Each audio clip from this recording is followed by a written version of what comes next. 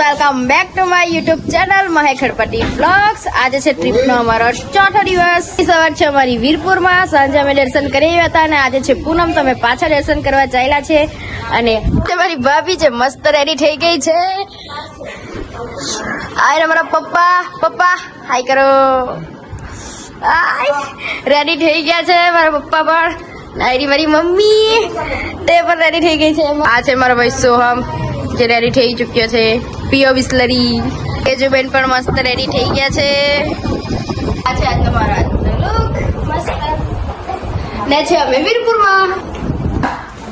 ફોટાનો room અને photographer જો ફોટોગ્રાફરની struggle. અમે આવી ગયા છે પાછા જલારામ બાપાના દર્શન કરવા માટે, કારણ કે આજે પૂનમ છે તો અમારે તો સારું પડી ગયું દર્શન કરવાનું। ચાલો આજનો અમારો સવારનો નાસ્તો છે વીરપુરમાં મેથીના ગોટા। ચાલો આ રૂમને પણ હવે બાય બાય કહી દઈએ છીએ અને વીરપુરને પણ હવે ચાલો અમે લોકો બીજી લોકેશન પર।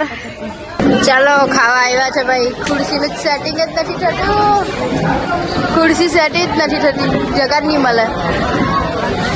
તો હું ને બસમાં બેસનના ઢેફા છે એમ કે યાર શું કે બેસનના ઢેફા કોઈ ખાવાનું નહીં આપે।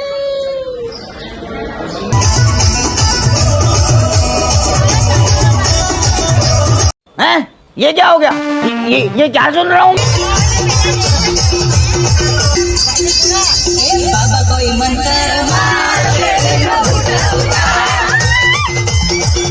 ચાલો તો ફ્રેન્ડ્સ આવી ગયા છે બગદાણામાં અને અત્યારે અમને રૂમ નથી મળ્યો, 8 વાગે મળવાનો છે, એટલે બધાનું સામાન એમ તેમ મૂકીને અહીંયા રાખ્યું છે અને હોલમાં વેઇટ કરીએ છીએ। અને હું પણ બધું સામાન લઈને જ બેઠી છું।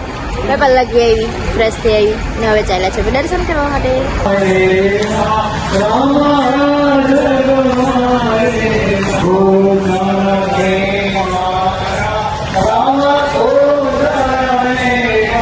પૂનમના પાવન અવસર પર અને સારી રીતે અમે દર્શન કરી લીધા છે બાપા સીતારામના। અને પબ્લિક છે આજે પૂનમ છે દર્શન કરવાનું મળ્યું તો હવે કેટલું સુકૂન ને શાંતિ છે।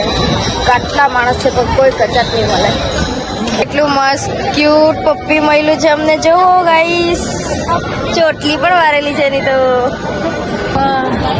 ચાલો ગાડીના દર્શન તો કરી લીધા છે, હવે ચાલ્યા મોટા મંદિરમાં દર્શન કરવા માટે। મોટા મંદિરમાં દર્શન કરવા માટે। જય બાપા સીતારામ। આહા મંદિર તો જો તમે પણ બાપા સીતારામના દર્શન કરી લો। જય બાપા સીતારામ। મંદિરના ઉપર પર છે રામજી અને લક્ષ્મણજી અને સીતા માતાનું મંદિર। ચાલો અમે જમવા આવ્યા છે અને આજે તો પૂનમ છે એટલે તેનું પબ્લિક તો બહુ બરાબર અમને પણ આજે રામરોટી નસીબ થઈ ગઈ।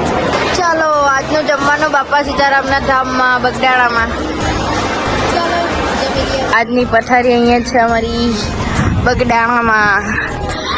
દિવસની ફેર છે, કાલે અમે મસ્ત એક રૂમ લઈને સિટી પર હતા, આજે બહાર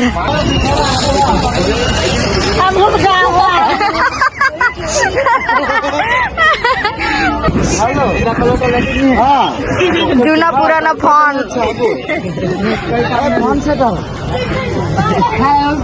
આટલા બધા બોર્ડ છે તેમાં કોઈ બોર્ડમાં ચાર્જિંગ પોઈન્ટ નહીં મળે ને અહીંયા જુઓ ચાર્જિંગ પોઈન્ટના લોકોના ફોન તો જુઓ કેટલા બધા, એકી હેઠે 40 જણના ફોન ચાર્જિંગ થાય એટલા બધા પાવર પોઈન્ટ છે અહીંયા। ખતરનાક સિસ્ટમ છે હે બધી। ચાલો આજની નાઇટ છે બગદાણામાં આ જ રીતે સુવાની। તો ચાલો ભલે બીજા બ્લોગમાં બાય બાય, લાઈક શેર અને સબસ્ક્રાઈબ કરતા જજો।